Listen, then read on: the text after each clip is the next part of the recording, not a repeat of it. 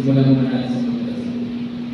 So, sign pa po tayo in Father, Son, and Holy Spirit. Panginoon, maraming salamat po sa araw na Lord God. Hindi mo kami pinag-ipon sa iyo ng Panginoon. Dinadalangin namin Lord God ang pumasayan at kaayusan ng pinagpito, Panginoon. Pinagpapasama namin sa inyo, Panginoon, ng pinagpito. Sa Panginoon, Lord God, malahat sa amin ay matuto, Panginoon, at maging mas matigas sa mga Panginoon sa ngalan ng mga kapatiran ako. At ito ang tuloy ko namin binabalik ang papulit pa sa magbasa ng pangalan. In Jesus' name we pray. Amen. Father, Son, and Holy Spirit.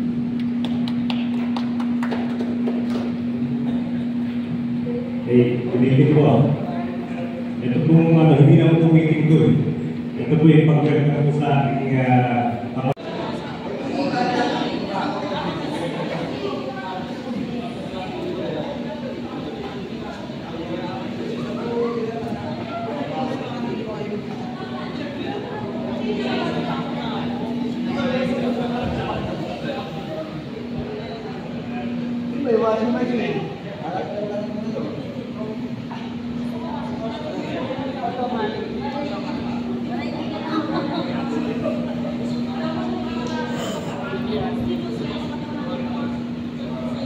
Sali ka ba?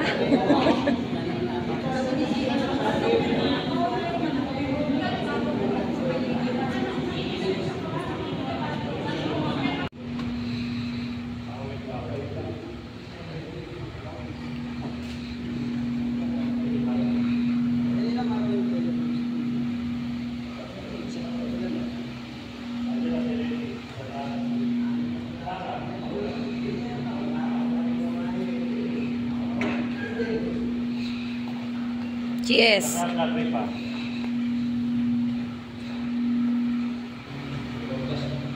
B. Yeah.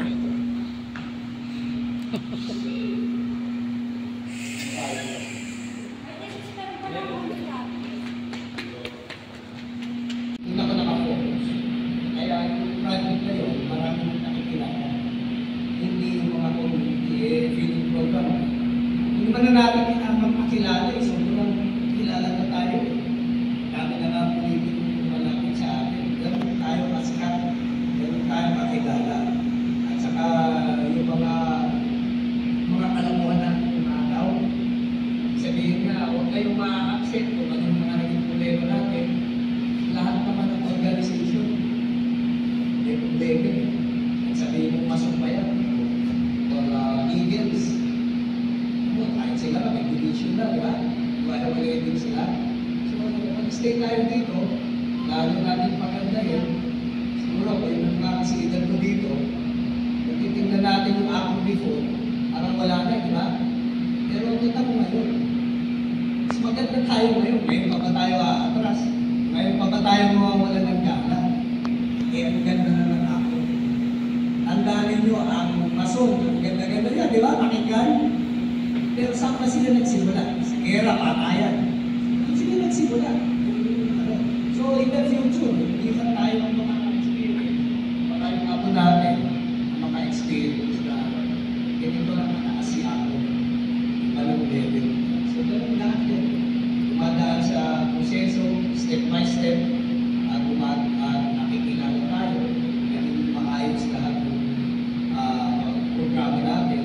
At dahil ito, ang dapat ilagay sa rin ito na unahin natin yung mga drug. Focus tayo sa program na drug muna. Pag-iba. Kung meron tayong sobra, walang problema. Actually, meron ako natin na isang barangay chapter. Linggo-linggo nagbibingo sila. Bibigyan sila ng permit ng barangay. Bingo. Kasi at the end of the month, yung mga kinita nila, yung 50% i-feeding program nila sa community. Dahil yung 50% nakalaan sa kanila, sa mga members, sa lahat ng sa chapter nila. May problema sila. So hindi talaga hindi na tayo naghihingi lagi. So, yun na yung generated income, napaka-importante. Marami kayong kikitain kaysa yung magsulis na pero problema tayo ngayon, magsulis tayo. That's one time. Tapos, napapagod na yung tao, nakapagod. Diba? Kita ba, naiinis na. Siguro, isip ko sa inyo, naiinis na siguro nakapagod. So, yung mga leaders, yun ang pag-isipan nyo. How to generate income dito sa council natin, o sa chapter, para meron tayo ibibigay sa mga club. Yung mga members naman, tumulong kayo sa officers. Hindi naman abusuhin yung funds na isang nanakawin, bibigyan ko ng sample ng isang sis natin na meron siyang conversation sa ating kapatira.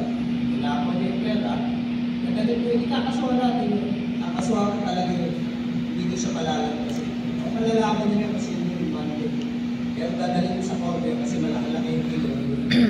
So yun lang, sana patuloy lang tayo na mapalakas tayo ng ating kapatiran at na matulungan natin yung bawat isa. So, isa pa nga pala,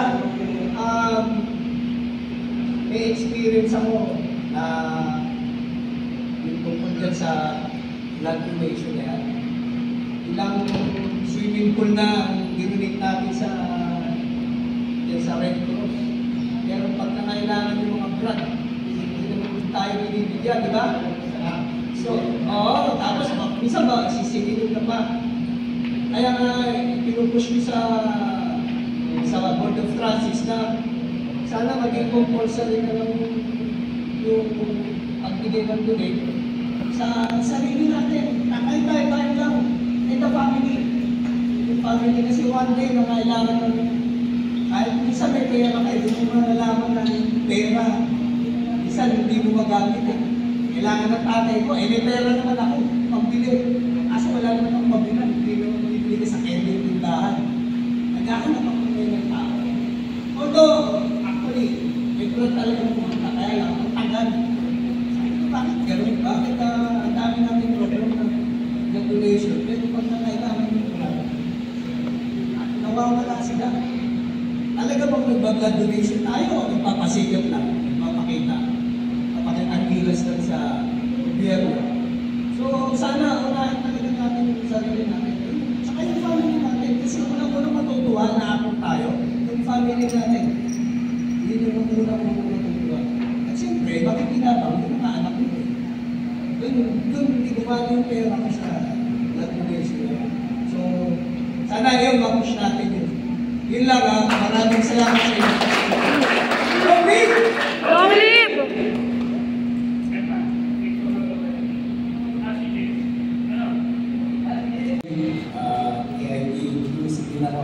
Ka-chapter yun sila si Kosa. Kaya. Palakpakan namin si Chairman.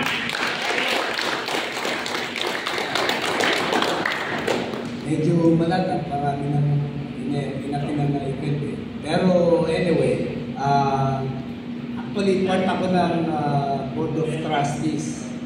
So meron tayong bagong CBN na na-ratified na. However, iniintay pa natin i-submit yun sa SEC kasi kailangan nilang i-review yung discretion kung may problema doon sa bagong CBN natin. Siguro, i-brief ko lang kung ano may bago doon in terms of structures. So, wala na akong mapapansin doon. Wala na talaga tayong sorority as a separate sa atin, frontline. So, isa na lang tayo. We are equal now. Soro can run for any position sa ating national or even international. So, hindi na kailangan. Wala na tayong segregation or division in frontline. Kasi nagkakaproblema pa tayo dyan. So, kaya yung napagkasunduan, yung bagong structure, ang Soro can run for the national higher position or even international. Even chairwoman ng national. Pero actually against kasi nakakahiya daw pagka yung ating solo ay siya yung pinakamataas. At that is discriminating the women, di ba? So, hindi tayo pumayag ko. Kaya tayo ay pantay-pantay na pagdating sa posisyon na gusto natin makakapag. So, ayun nga, nagkakaroon ng gender division na kapas, di ba? So, yung election na nakaraan, nalengkod yun, yung sa Soro. Pwede pa rin naman buuin yung Soro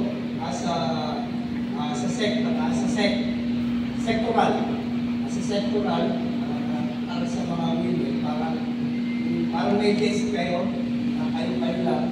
However, you have no authority to another council or sa mga ibang seats kung ayaw nyo sumama. Parang kami, ito, parang sectoral din kami. Kung kami ng Sketron golfers, yung golf mga wala, o systems, sumali. Pero wala kami authority sa inyo. Wala kami power, kami ng sectoral lang. So, ganun din sa mga sources natin, pwede kayo mag-ulog.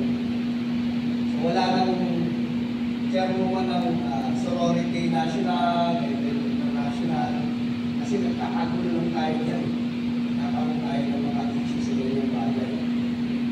Yung iba, gusto pa komposisyon ng instant ayaw dumaan sa proseso. Gusto natin maging leaders sa mga umawag ng ating kapatiran, tumakbo tayo sa proseso. Diba? Kasi kung gusto kayo ng mga tao, nananalo kayo. Huwag yung magbubuo si ganito, ayaw ko kay chairman ng Pasig, magbubuo ko ng sarili, iiwalay na naman. Diba? Doon tayo nagkakabulo yung ganong sistema. Tapos yung ibang leaders naman, wala naman talagang experience, how to lead yung mga members. Ang nangyayari, ang kawawa sa atin, yung mga community. Yung community natin, naluloko nila yan. Lalo yung mga bata. So, hindi naman tayo magulo actually. Hindi tayo hiwalay. Meron lang humihiwalay. Wala tayong division, yung maalis lang. Pa rin, national pa rin tayo. Legal na Pilipinas. Kaya doon tayo susunod. Wala akong So, sa mga leaders, actually, share ko sa inyo yung ano ba meron pa sa international. In the past, sa international, meron kami renewal of IDs, renewal of registration, may dues pa kami na pinabayaran din. Yung naging chairman ako ng IC, tinanggal ko lahat yun. So, ang tanong nga ng mga members, paano daw ako mag-ooperate kung wala akong funds? Pero siyempre, bago ko yung dinigler o tinanggal, meron akong pinalito. Plataforma kasi ako, bago tumakbong chairman, meron akong plataforma. Plataforma ko, hindi yung project, yung mga very common, yung generic na project natin, yung program, education. Pero ang isip ko kasi is mag-focus muna sa mga members. And lahat ng members sa international, lahat sila may get benefits sa ACRO. So, they're worth $500 bawat member. Lahat yun, binigyan natin ang benefits. Tapos, uwi ako dito last year, usap ako ng insurance, yung MaxiCare insurance. I don't know if you're aware of that. Yung MaxiCare, pinausap ko yung management, nag-link ako sa kanila. So, meron kami ngayon, every member na ako, pipili siya ng relatives niya, either parents or yung anak niya, meron ng 25,000 pesos na medical. Kasi pinagbawal ko yung solicitation sa IC. Pero yun ang pinalit ko, para hindi na nanguhuli yung mga members. Hindi na yung hihingi. Hindi na hihingi yun, ano na yun. Para patanong yung brad na kumanin yung pera. So meron siya 25,000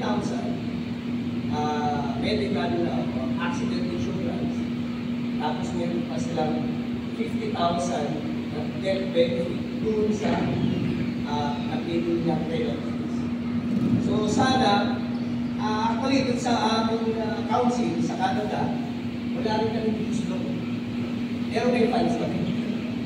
Kasi ang ginawa namin, yung fracture, hindi pwedeng pagkakakitaan ng mga members. Kailangan yung fracture pagkakakitaan ng council natin. So, bibenta kami ng fracture, months, minsan nagbibigay mo kami every month. Tapos yung porsyento na nanalo, punta sa funds namin. Kaya may funds kami, dire-diretso yun. Pero wala kaming buhos, hindi kami nagbuhos. Kasi sa Diyos, marami nagbubulangan yun, di ba? Si Brad Pedro, bibigay, si Brad Pedro, tapos minsan, maabot ka sa kawayan, di ba? Gugulang yung isa. So, para maiwasan tayo, ano yung ginawa namin? Lahat yung pwede namin pwede, kita namin, ganun din sa IC. I think, we have the biggest funds, 700,000 funds namin. Kasi ang goal namin is, itong kami na front house, dyan malapit sa airport. Para yung mga tulad na OFW, yung mga manipaya, especially galing probinsya, hindi sila matulog doon. Hindi yung aming future plan. Pero at this moment, ang implemented namin, yung medical insurance na mga pwede sila. Hindi yung meron kami. So sana tayo, as much as possible na, iwasan natin yan pag-uwi. Kasi, at saka mag-focus tayo sa members. Hindi naman tayo may para mag-ibigay tayo ng mabilis ko. Hindi yung sinasabi ko lagi na nauunan mo yung kapit-bahay ko kaysa sa mga anak ko. Hindi nakikita ko ng mga anak ko na ayun sa hindi naman na buwan nila kapatuloy. Para magawaan, actually, meron ko kung may nakapanood na isang video, yung anak na, yung Brad namatay sa Japan, tapos nakapanood ng television. Sobrang tuwa yung family.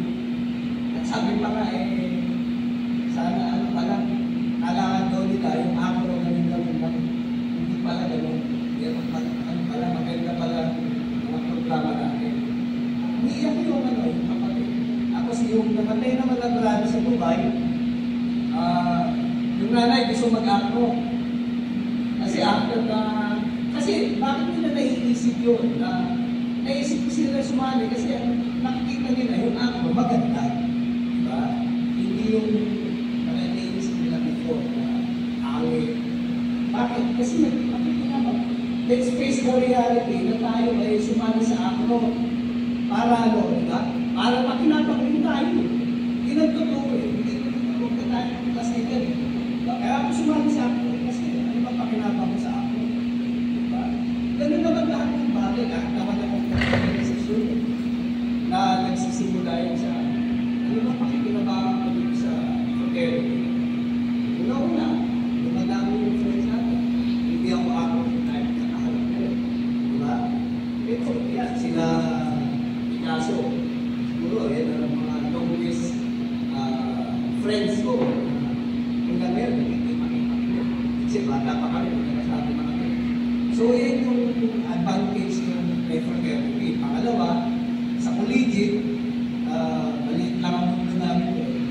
Kahit bumalik kami sabi ko nga sa iba, ako collegiate, pag bumalik kami sa school, wala na yung mga teacher ko, wala na yung mga classmates ko. Pero pag bumalik ako doon, nandun pa rin si ako. Meron pa rin mag-welcome sa akin, meron pa rin akong kilala. Hindi yung kagandahan na nasa collegiate. Tapos yung mga community natin, as much as possible, kailangan i-push natin sila na mag-aral. Alam nyo, hindi naman na discriminating na community between collegiate at ano. Maganda nga i-push natin itong collegiate para maging modelo ng mga bata para mag-aral sila. Actually, as much as possible, gawin natin mga asal level nila yung collegiate para motivate yung mga bata na Uy, gusto ko mag yung level. Pero paano ba ako pupunta doon? Mag-aaral ako ng college, diba? So yung bata, ang motivate nyo na mag-aaral. So ganun sana ang gawin natin. Ito yung pagkakataon talaga para pag-picture mamaya, makapagpapita. Gano'n, isa pa, bago sana simulan, after mo sa magsalita, siguro na yung magsasalita eh. So, bago siya magsalita, bigay na muna natin yung mga salita para kasi meron kasi mga dumanap doon para sa pagkakita talaga, ibigay natin ang salita para makapasweldo. Patayin po, kayo sa po.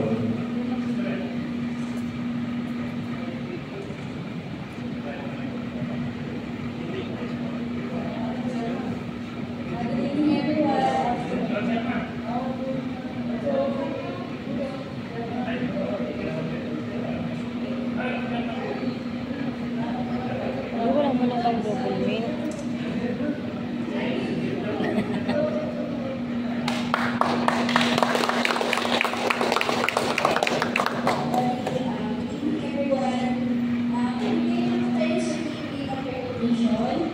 Para sa outstanding service and invaluable contribution for the propagation of the Alma Kappa the place, ideals, and aspirations given his 31st of May 2024 at Pasig City, Philippines. We call Joey Magario Pumaya.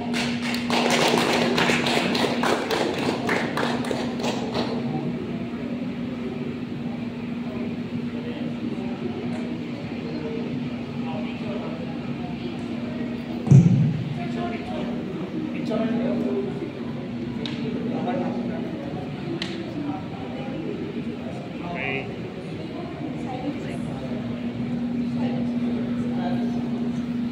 Janansky Cyrus Ido.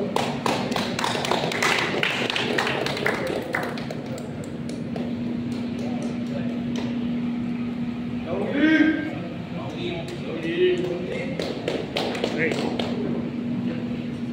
Maria Cecilia Uy, ay, ba't ako ikaw na? Picturean mo dito.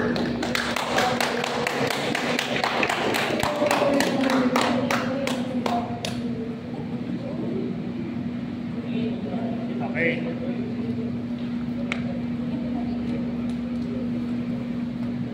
Grace and Abdullah.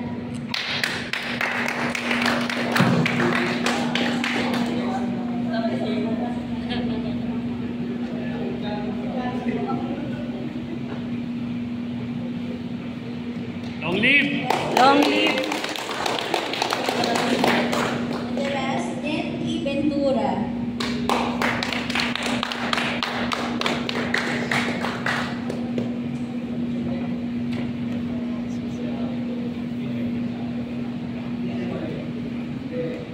Long live!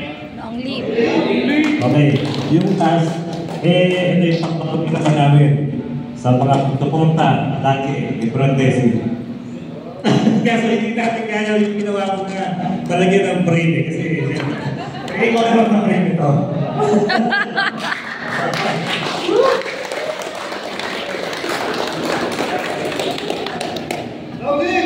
Long live.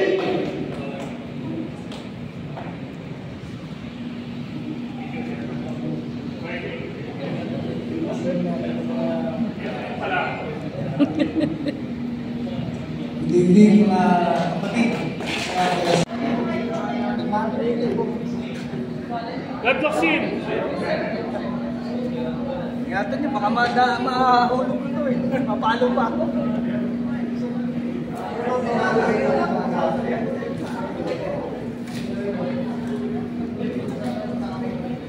Yo, long live Alpha Kappa raw. Long live!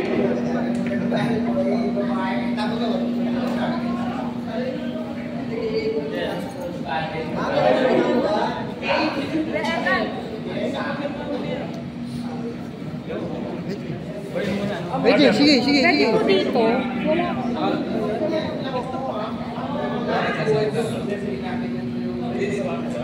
Ay, sa akin dito. Teka.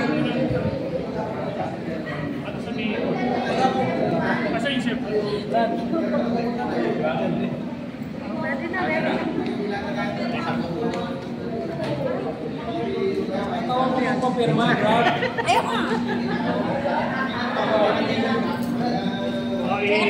mo dito yung ano, yung app? Sandali, teka. Ito. Ano? Papicture mo. Ano? 1, 2, 3. Isa pa.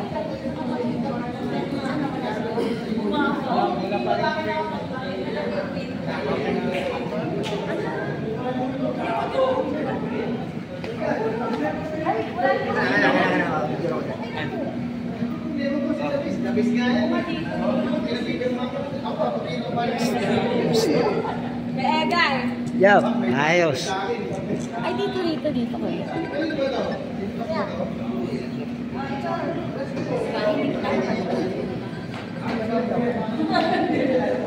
Isa pa. Okay.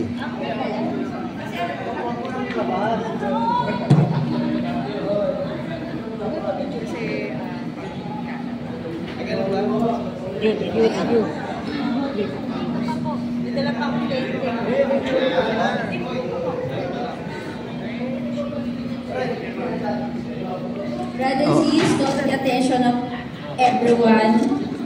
Let us pray to our food.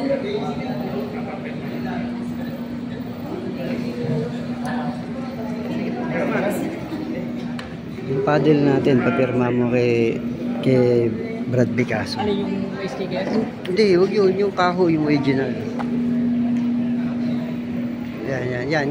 Yung kahoy. Yan. Hanapan mo ng pesto kung saan siya pwedeng pumirma. Yung pentel pen. Saan yung pentel pen?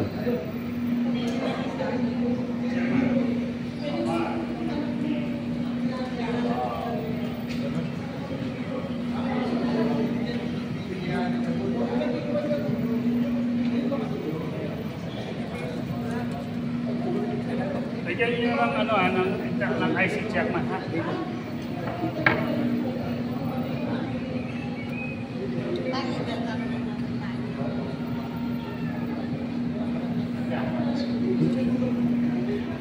Papirma na yan. Picasso. Brad Picasso.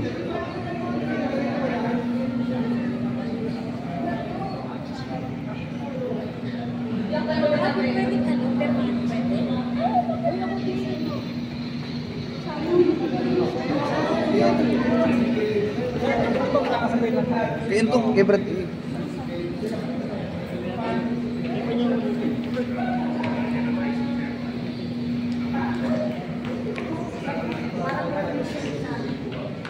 Ayos. Oy, Heart, tingin, no. Mamaya mo sigutin yung nag-text.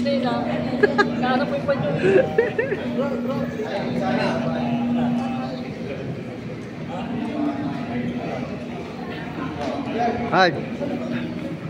Brad Jesse, papirmahin mo rin dyan. Si Brad Jesse, papirmahin mo dyan dito.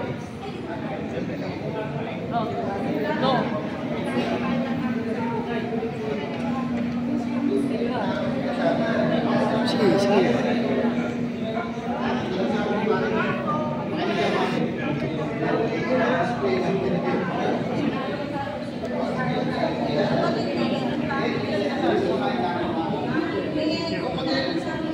Only Brad. Pwede.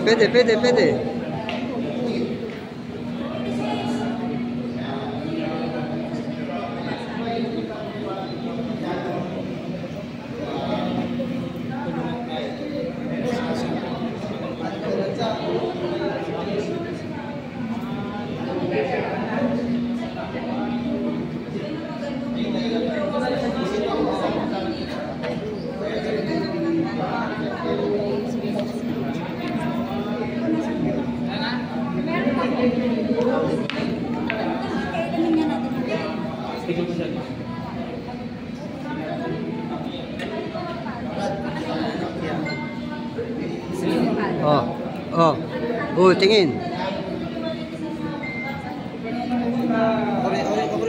Sige.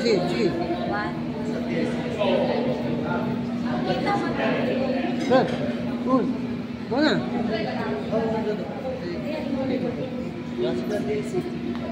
Oh. Okay lang.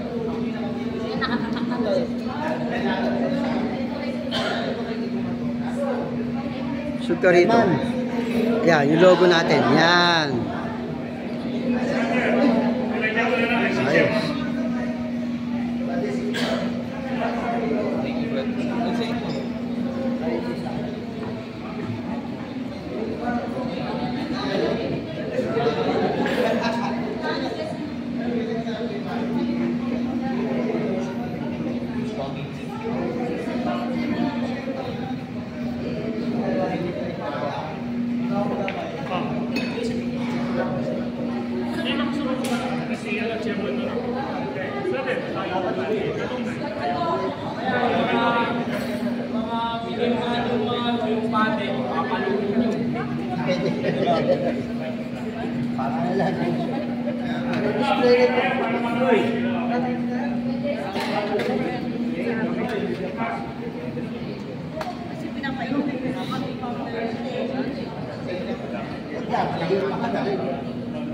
Long live, Master.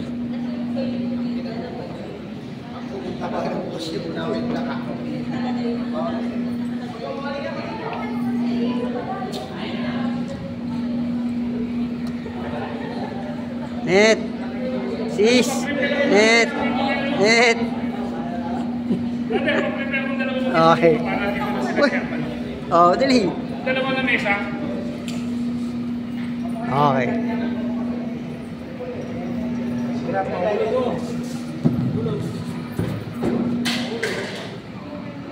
Thank you, long live. Long live. Kasi nung ballpen mo ano? Yung ballpen ka? So, ito yung konting handa natin. Sana mabusog tayo lahat. Ayos, ito na yung kanin. Let's get it on.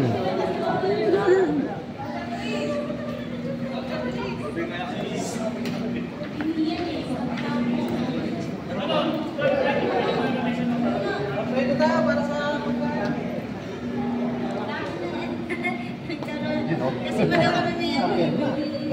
Para sa bahay.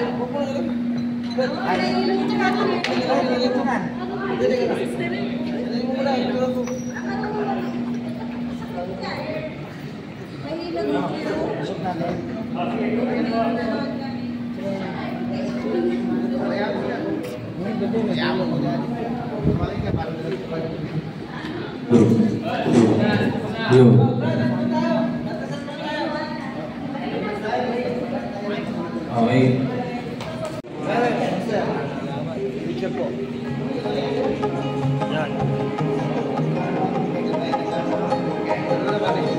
Okay na. Diba? Run!